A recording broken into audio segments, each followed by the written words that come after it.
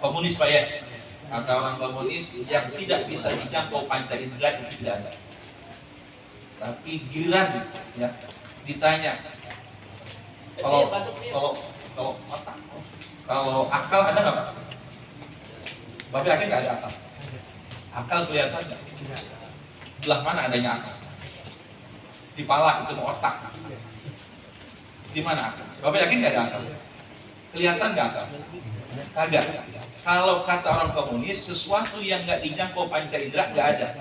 Berarti versi pendapat komunis orang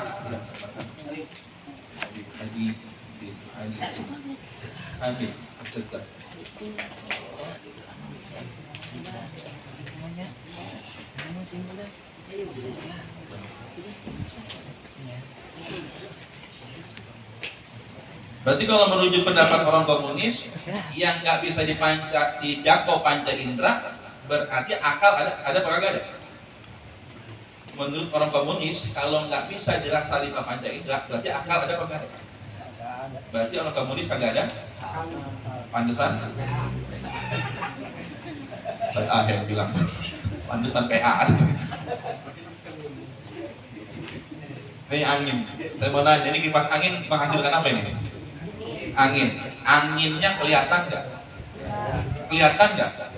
Kerasa nggak? Berarti sesuatu yang nggak kelihatan bukan berarti kagak ada.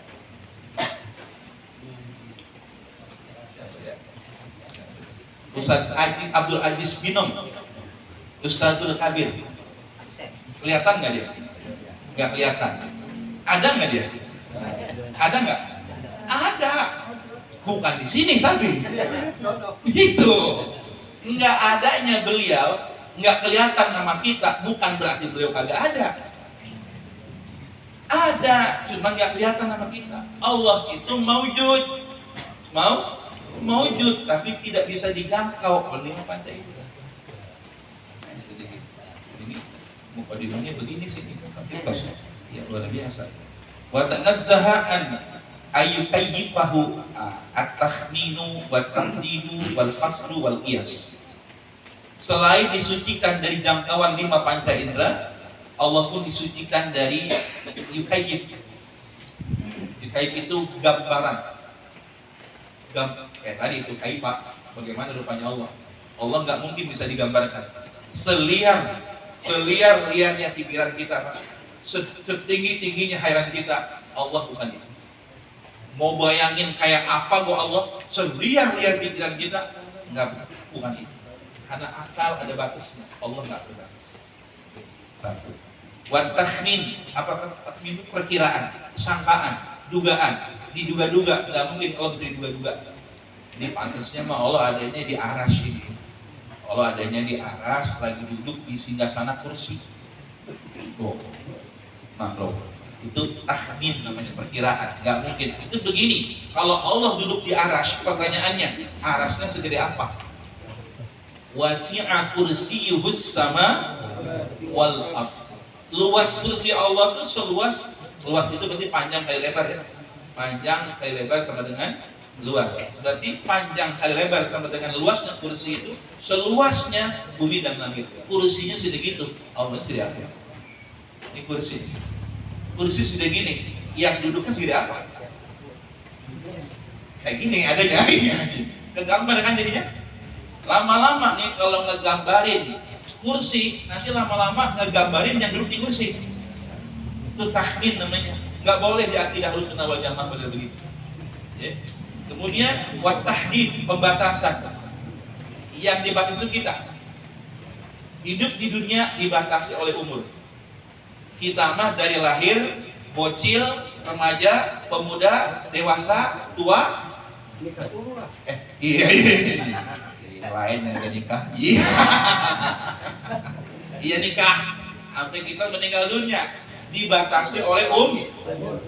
Allah nggak dibatasi umur, nggak ada tuanya, nggak ada mudanya. Kenapa? Umur makhluk Allah takdir. Wal hasri, wal hasr. Allah itu juga nggak mungkin bisa untuk diberi ruang lingkup. Hasr.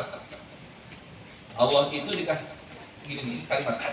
Allah ada di mana-mana. Saya mau tanya, Tuhan ada di mana-mana. Itu kalimat benar apa salah? Tuhan ada di mana-mana. Itu kalimat benar apa salah?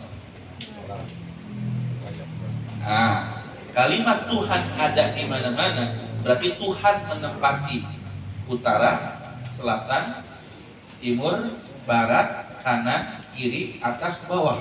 Berarti Tuhan berlokasi. Di Sherlock ntar lagi.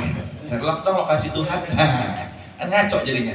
Nah, makanya Allah itu nggak bisa dihasr, nggak bisa dikasih ruang lingkup. Kenapa? Karena ruang lingkup itu semua milik Allah. Allah nggak bisa dibatasin, nggak bisa ditempatkan pada satu ruang lingkup. Kemudian wal qiyas, dan tidak bisa dianalogikan. Tuhan nggak bisa dianalogikan, dikira-kira.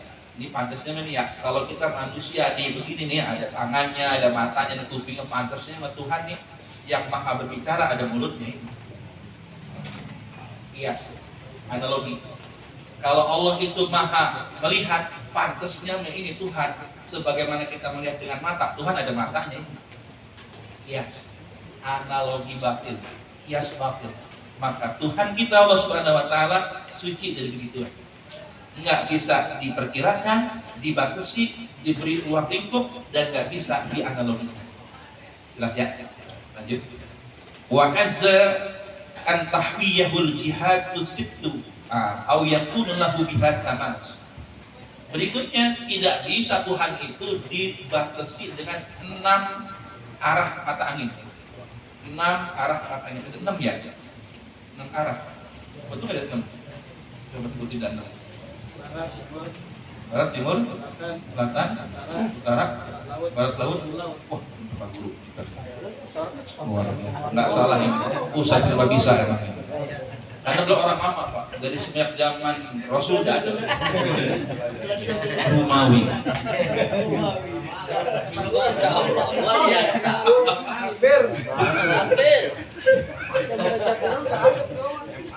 Bangsa yang Masya Allah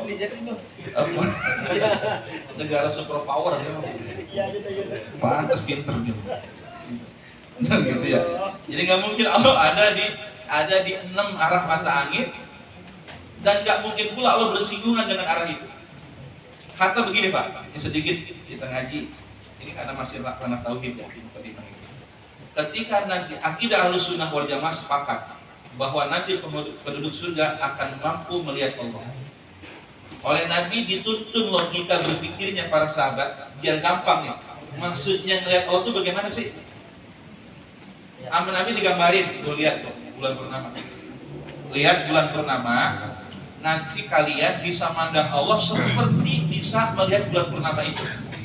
Bukan berarti Allah bentuknya bulat bersinar, bukan. Tapi maksudnya sejelas memandang bulan purnama. Nanti antum bisa melihat Allah sejelas itu di surga. Berapa kali lihatnya? Tergantung posisi kedudukannya. Ada yang lihat Allahnya setahun sekali. Ada yang seminggu sekali hari Jumat. Ada yang lihat Allah pagi doang. Ada yang lihat Allah siang doang. Ada yang lihat Allah sehari 2 kali, pagi sama siang.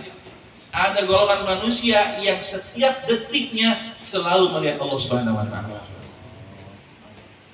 An-nazar ila wajhil karim. Salah satu kenikmatan, nikmat di atas nikmat, surga nikmat, tapi di atas nikmat surga adalah an-nazar ila wajhil karim. Memandang kepada zatnya Allah Subhanahu Wa Taala. Nah, Bapak sekalian, kalau kita melihat Allah, jangan dipikir begini. Oh, berarti Allah ada di surga ya. Kita melihat Allah. Berarti kita yang di surga bisa lihat Allah di surga karena Allahnya masuk surga. Bukan begitu konsepnya. Kita yang di surga ngelihat Allah di dalam surga, Allahnya kagak di surga. Ya begitulah Allah. Kalau kita bilang Allah di surga, berarti kita sudah bilang Allah menempati surga. Awas ini, tauhid nih kadang nggak nyampe ke sana pemikiran. Kita nanti bakal lihat Allah di surga, oh berarti Allah masuk surga ya? Hah? Karena lihat Allah di surga, berarti Allahnya masuk surga. Enggak begitu.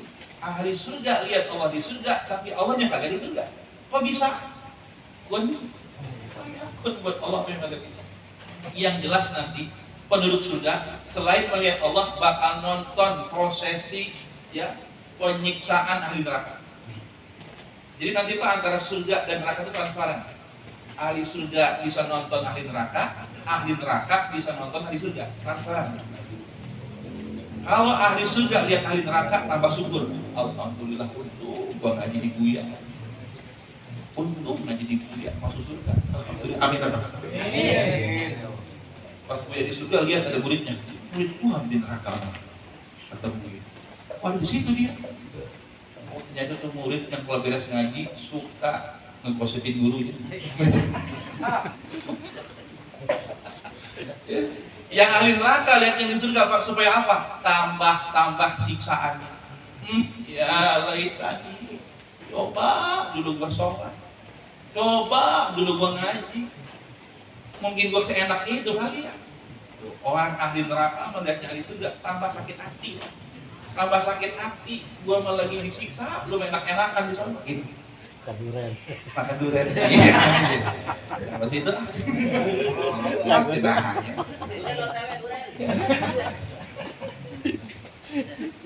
Mami lama-lama ini. Iya. Bagian. Karena durian masih OTW, saya baca lagi nih. Kenapa saya mau kodenya durian ini? Kalau durian datang berhenti ngaji nih. Nahmaduhu, kata pengarang kitab, kami memuji Allah. Wa nashkuruhu, bersyukur pada Allah. Ala fadlihil adil, atas karunia-Nya yang agung. Jadi beliau mengakui mampu mengarang kitab ini atas karunia Allah. Kayak pembukaan undang-undang atas berkat rahmat Allah yang maha kuasa dan didorongkan dengan keinginan luhur supaya berkehidupan kebangsaan yang bebas, maka dengan ini rakyat Indonesia menyatakan jurus itu ya ngaco. Iya, para founder negeri, para pendiri negeri saja mereka tahu persis negeri ini merdeka karena rahmat Allah, karena karunia Allah. Itulah orang, makanya jas merah, jangan merupakan sejarah, begitu kira-kira. Maka di sini beliau bisa ngarang kitab ini tahu persis kalau bukan karena karunia dari Allah nggak bisa ngarangnya kita. Maka beliau kata nahmaduhu wa nashkuruhu ala fadlihil azim alladzi lana bihi tajallala wa fihi inqamas. Baik. Beliau mah bersyukurnya kepada Allah bukan hanya karena bisa ngarang kitab ini, tapi karena tajallala, bisa tajalli. Kalau kita belajar tasawuf ada 3 tahapan para murid, para suluk. Orang-orang yang salib 3 tahapan. Kita yang belajar tasawuf nih, yang lama-lama kita jadi tasawuf nih. Awalnya tasawuf, lama-lama tasawuf. Atau ini Ustaz Aheng ini kelihatan sufi dia, suka film India. Kalau tahapan orang belajar tasawuf 3 tuh, secara global 3. Tahalli, tajalli. Ya, tahalli, tajalli. Tahalli itu pembebasan diri dari sifat-sifat yang buruk. Membebaskan diri, mengosongkan diri dari sifat-sifat yang buruk. Masih suka dendam, hilangin. Ya, gampang marah, sumbu pendek, hilangin. Ya. Kalau lihat orang punya HP baru, masih suka sirik, hilangin. Lihat tetangga mobilnya baru, panas dingin, hilangin. Iya. Punya tetangga nikah lagi, bininya 2, stroke. Misalkan. Ya. Hilangin tuh yang begitu tuh. Tahalli namanya. Udah hilang, langkah yang kedua tahalli. Tahalli ini adalah tahapan di mana seseorang ya menghiasi dirinya dengan hal-hal yang baik, dengan akhlak yang baik. Karena tidak mungkin hal yang baik bisa mengisi ruang itu kalau belum kosong. Kita mau pindahan rumah, mau masukin perabotan baru nih, perabotan lama masih di dalam. Ya, perabotan yang rusak belum dikeluarin, kira-kira yang baru bisa masuk apa enggak? Kagak bisa. Kenapa? Perabotan yang lama, yang rusak belum dikeluarin, tidak ada ruang. Maka orang yang ingin tahalli harus tahalli dulu. Kalau pengen bersih, kosongin dulu itu jiwanya. Kalau masih ada penyakit hati, najis hati, kalau baju kena tai ayam, Ya, kalau badan kena tai ayam, kita ribut nyari air kita bersihin. Tapi hatinya kena najis, dia diam aja. Maka Al-Imam Al-Junaid Al-Baghdadi itu ngarang kita, tawadda bil ma'il ghaib. Ya, tawadda bil ma'il ghaib. Wuduklah dengan air ghaib. Kalau wudhu yang pakai air itu ngilangin kotoran jasmani. Tapi jangan lupa, ruhani juga ada najisnya. Ruhani ada kotorannya. Dan nanti ingin belajar lebih dalam, makanya sering-sering datang ke mana. Di sebelah kita ini ada At-Tibba'ul Qulub. Ini para spesialis penyembuh penyakit hati. Buya Hamdani, insya Allah sering-sering dekat sama beliau. Karena salah satu yang bersihin penyakit hati, majalis satu sholihin. Duduk bareng orang-orang soleh. Kalau kelamaan soleh, ya, lama-lama nanti bau orang soleh. Bau orang soleh. Kenapa? Karena dekatnya sama orang. Ya. Mendingan bau orang soleh daripada orang soleh bau. Ya, bau orang soleh mending. Kenapa? Walaupun kita bukan orang soleh, kebauan orang soleh. Gitu ya. Nanti ada baik. Kemudian setelah bersyukur atas nikmat tajalli, karena beliau sudah mencapai derajat tajalli. Ini pengarang kita. Sudah tafalli, sudah tahalli, sudah tajalli. Apa tajalli itu? Apresiasi rasa terhadap Allah, apresiasi terhadap rasa diri, apresiasi terhadap rasa diri. Jadi kalau orang sudah tajalli, dia merasanya bukan cuma dia ini dilihat Allah, tapi sudah bisa melihat Allah. Ngeri.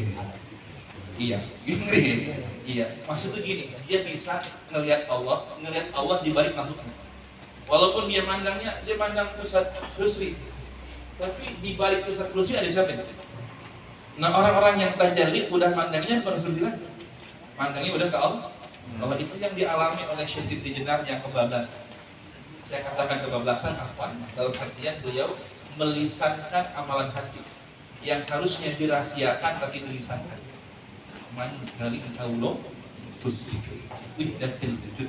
Konsep wihdatil wujud itu ada dalam kitab Risalah Al-Husain. Ya ada, cuman jangan dilisankan.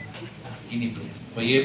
Kemudian setelah itu sedikit lagi, wa huwa allati tafadha alaina bil ijadi summal ibdad bil ma'arif allati safa minha lan nas. Para sekalian, sebagai pemanasan sedikit dulu ya. Ini mukadimahnya masih ada, nanti sini anggap aja kalau senama pemanasan dulu ya. Pemanasan aja. Iya, jangan banyak-banyak. Ibarat makannya ini lagi sedang enaknya berhenti gitu. Saya ngomong lagi seneng-senengnya, saya ngomong enak nih, dicolek sama Ustaz Imam gitu. Karena kata beliau durian udah tiba. Iya gitu.